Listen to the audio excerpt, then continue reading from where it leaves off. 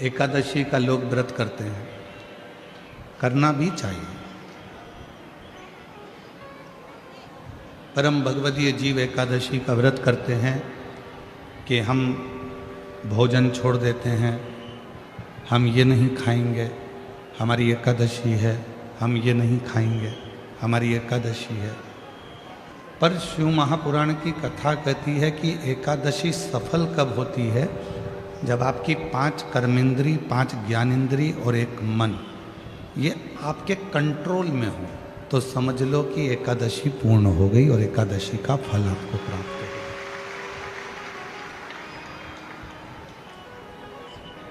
अब हमारी इंद्रियां हमारे कंट्रोल में नहीं है। नेत्र गलत देख रहे हैं, जिह्वा गलत बोल रही है, कान गलत सुन रहे हैं, श्रवण शक्ति गलत जगह जा रही है, नेत्र गलत जगह जा रहे हैं, जिह्वा गलत बोल रही है। जब ये हमारी इंद्रियां हमारे कंट्रोल में नहीं होंगी, जब ये हमारी इंद्रियां हमारे संयम में नहीं होंगी, तो हम कितना भी व्रत कर लें, हम कितना भी उपवास कर लें, हम चाहे कितने भी भूखे रह लें, तो भी उस व्रत का फल नहीं मिलेगा।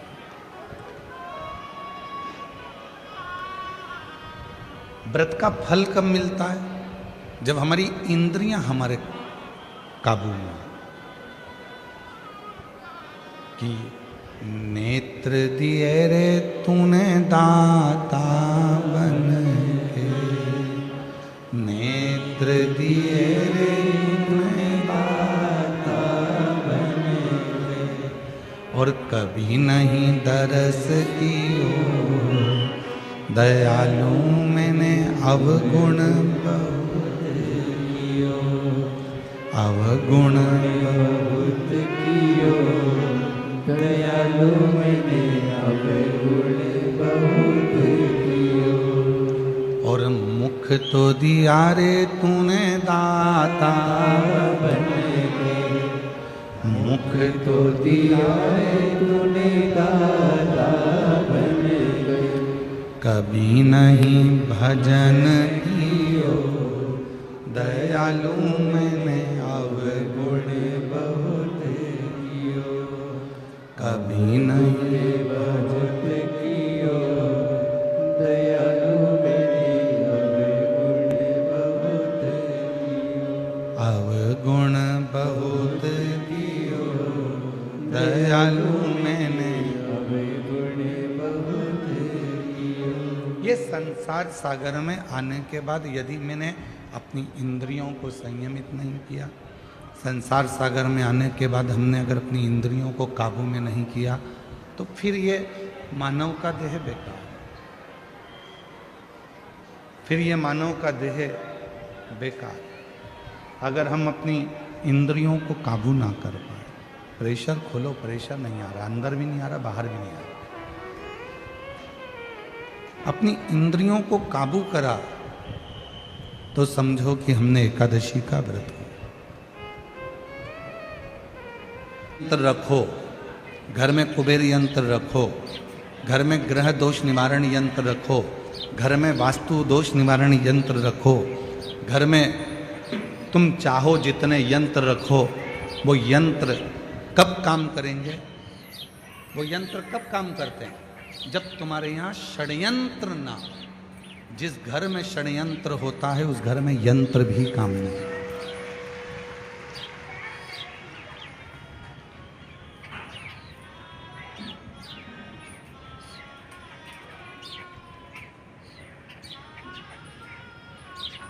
इतना षड्यंत्र घर के अंदर चलता है,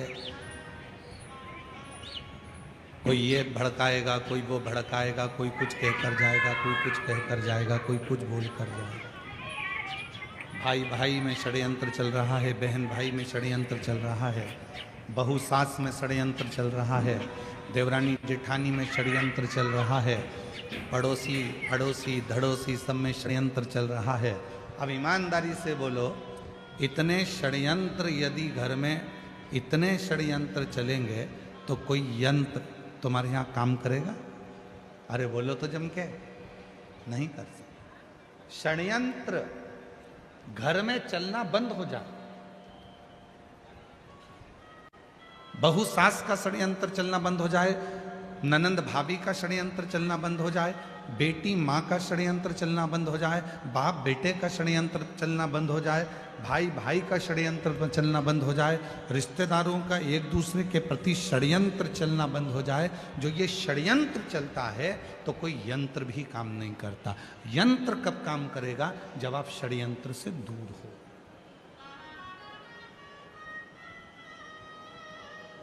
भैया टीवी पर बात करी फोन लगा के, हमारे घर में शांति नहीं है, उसका यंत्र भेज दो। उसने ग्रह शांति का यंत्र भेजा, पर ग्रह शांति का यंत्र काम ही नहीं कर रहा, क्योंकि षड्यंत्र इतना ज्यादा हो रहा है। उधर से फोन आता है वो अपनी माँ को भड़का देते हैं, उधर से फोन आता है वो अपनी सास को भड़का देते हैं, उधर से फोन आता है वो अपनी बहू को भड़का देते हैं, उधर से फोन आता है वो अपनी बेटी को भड़का देते हैं। षड्यंत्र इतना चल रहा है कि ग्रह शांति यंत्र भी काम नहीं करता।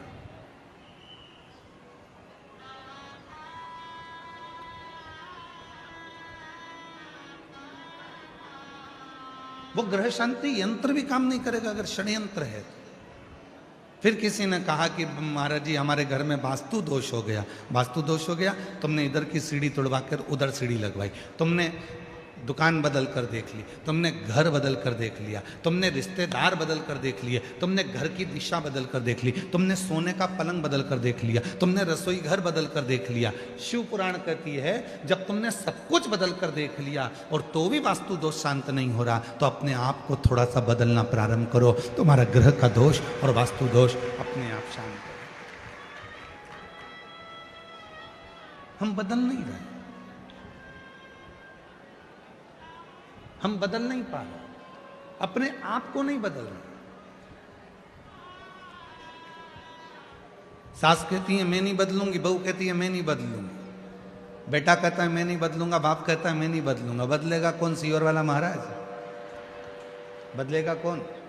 बदलना तुमको पड़ेगा अपने घर को सही करने के लिए, श्रेष्ठ करने के लिए। अपने घर का सुख देखना चाहते हो तो अपने आप को बदलो, अपने आप। चंद्रमौली चंद्रशेखर चंद्रेश्वर चंद्रशेखर शिव महापुराण की कथा भूसावल में चल रही है। चंद्रशेखर सीखो, चंद्रशेखर शिव महापुराण की कथा से थोड़ा सा सीखिए कि चंद्रदेव सबको बदलना चाहते हैं। चंद्रदेव कहते हैं मेरी जो 27 पत्नियां हैं वो मेरे अनुकूल चले, और चंद्रदेव की 26 पत्नियां कह रही हैं कि आप हमारे अनुकूल तो चले थोड़ा सा।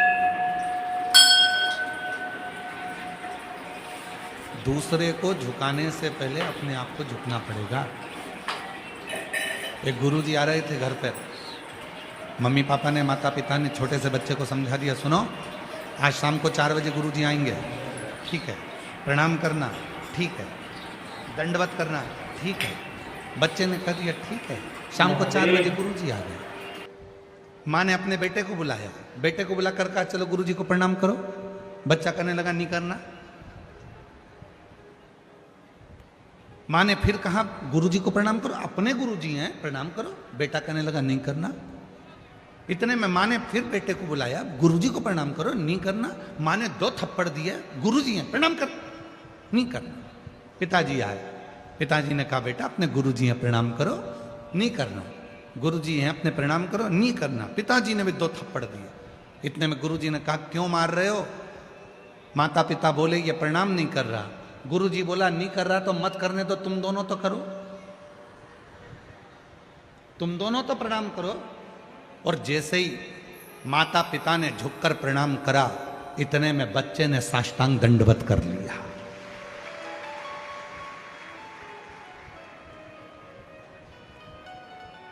हम सुधरेंगे, युग सुधरेगा। हम बदलेंगे, जम के बोलो, जम के युग बदलेगा। गायत्री परिवार वाले कहते हैं हम सुधरेंगे युग सुधरेगा, हम बदलेंगे युग बदलेगा। कब बदलेगा? जब हम बदलेंगे। कब सुधरेगा? जब हम सुधरेंगे। और हम क्या कर रहे हैं? बहू को सुधारने का प्रयास कर रहे हैं।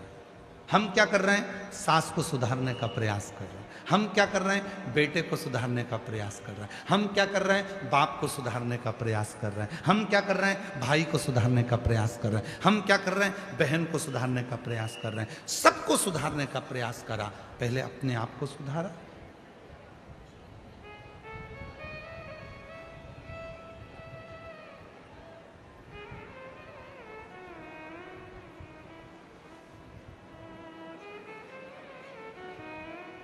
एक प्रवचन देना सरल है, पर प्रवचन देने वाले को भी प्रवचन अपनी जिंदगी में उतारना कठिन। कथा कहना सरल है, पर कथाकार को कथा अपने अंदर उतारना कठिन है।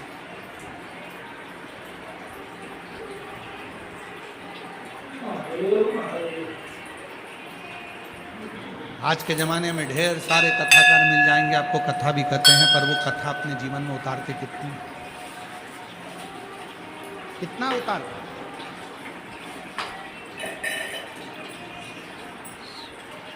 शिव पुराण का ट्रेंड चल रहा है तो शिव पुराण वाचना चालू कर दो। श्रीमद् भागवत का ट्रेंड चले तो श्रीमद् भागवत वाचना प्रारंभ कर दो। रामचरितमानस का ट्रेंड चले तो रामचरितमानस वाचना प्रारंभ कर दो। नहीं भाई, शिव पुराण, राम कथा, श्रीमद् भागवत, गीता, ये सब पुराणे, जितने भी शास्त्र हैं, शिव पुराण कहती है जो भी पुराण बाचो आप दूसरों को बाच कर सुनाओ, उससे पहले उस पुराण का आधे से ज़्यादा अंश अपनी जिंदगी में उतारो, तब शिव पुराण सुनाओ, तब श्रीमद् भागवत कथा सुनाओ, तब रामचरितमानस सुनाओ। अपने आप को सवारो थोड़ा।